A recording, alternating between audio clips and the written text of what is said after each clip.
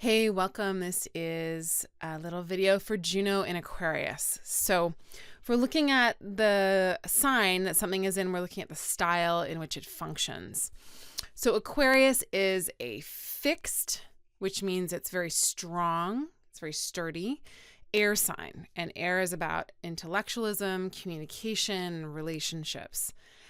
So in Aquarius, Juno, it might be attracted to or attract those that are innovative, intellectually intense, and those that can make them think in different ways, see new possibilities, and understand life from a new perspective.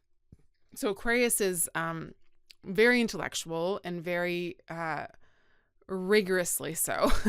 And so it's able to take problems and understand them and see them in ways that other people might not be able to. Aquarius is really good at problem solving, at being logical, at being able to take something and logically look at it and break it down. But again, it's also very innovative in the way it's thinking, so it's able to think outside the box and see things that other people can't. And so Juno is the asteroid of relationships and committed partnerships. And so in Aquarius, there's like a bit of a coolness to it. Aquarius is kind of cool, breezy, not too touchy-feely. So there might be this need for a mutual intellectual respect, I would say, or just being drawn to people that are really able to take you places intellectually that you don't go on your own and necessarily, or people that can match your intellect. Juno and Aquarius can run into difficulty by being too intellectual and not allowing themselves to be swayed by feelings, fantasies, and the whims of the heart, because we are talking about love and relationship here. So Aquarius can get a little cold and detached and logical for Juno's liking. So the chart I've got here is Margaret Atwood. Now, Margaret Atwood is a famous author. She's Canadian, wrote The Handmaid's Tale. And the interesting thing about this is that it's exactly conjunct her moon. So that's a very precise thing. And it's very close to Mars as well. Now, in Aquarius, that says something about, it's right next to her, it's exactly conjunct her moon. So this says something that's important here. The moon is a very important part of our chart. And so it might say something about, now it's also in the ninth house. I just have to say that. The ninth house is the house of publishing and teaching and putting our philosophies out into the world. And so she's a famous author and she's published a great amount of work, poetry and novels. And I'm not sure, in Canada, I'm Canadian, so I grew up with her books. She's incredibly influential there.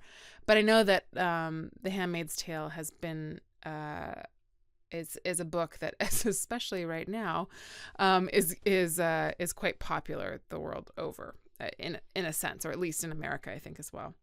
And so it's interesting because The Handmaid's Tale is about this new regime that takes over in America, where women, we're talking about Juno, are quite in quite a state. They take away all the women's rights, and the government does, the new regime does. And it moves quickly to consolidate its power and reorganize society along a new militarized, hierarchical, compulsory regime of Old Testament-inspired social and religious fanaticism. Among its new created social classes in the society, human rights are severely limited and women's rights are unrecognized, as almost all women are forbidden to read. So we've got Juno and the moon together. And as we know, Juno was related to the moon goddess in her earlier incarnations. And the moon can symbolize the goddess, and Juno might symbolize that struggle for rights and being seen as equal to their partners. And so the story that she's, anyways, I won't go on and on about it, but the story that she's written is about this, one of the women that's been kept for reproductive purposes and known as a handmaid by the ruling class. And then she tries to escape. So it's the story of this woman who's, in this really dystopian future situation, which hopefully isn't one that we'll have to live through. But anyways, in that regard, it's very interesting just to see the placement of her Juno and her moon.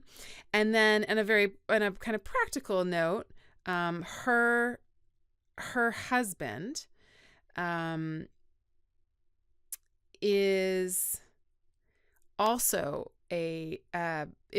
somebody who's a writer, and they've been together since 1973. And so he's a writer in his own right. And so here we've got this really intellectually compatible situation between authors that are, have been in relationship for like 40 years.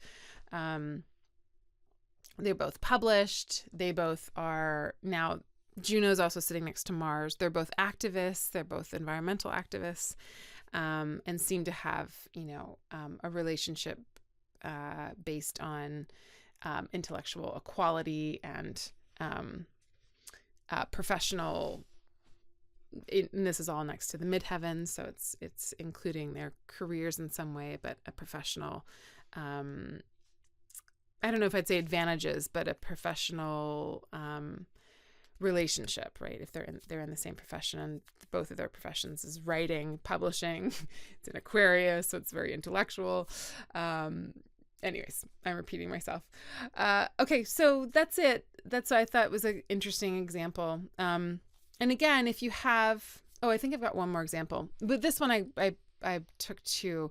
So Angela Davis, and I'll just say this about, she also has this moon Juno situation. So if Juno is the part of us that speaks out against injustice, and again, this is more for the house placement, but if Juno is the part of us that speaks out against injustice, and we've got Juno in the 10th house, we might be married to our career, or our most important relationships might come through our career, but we also might spend our lifetime, and again, this is in Aquarius, so Aquarius is the sign of transmitting the important information. We might have our career be about fighting for people's rights that have been taken away from them. And so, of course, Angela Davis is civil rights, social justice advocate, person, author, teacher, important figure in world history, really. So that's it. Juno, it's supposed to be Juno and Aquarius still. So Juno and Aquarius, if you have Juno and Aquarius, just consider how it is that your relationships work in terms of being inspired by people who have that ability to pique your interest intellectually.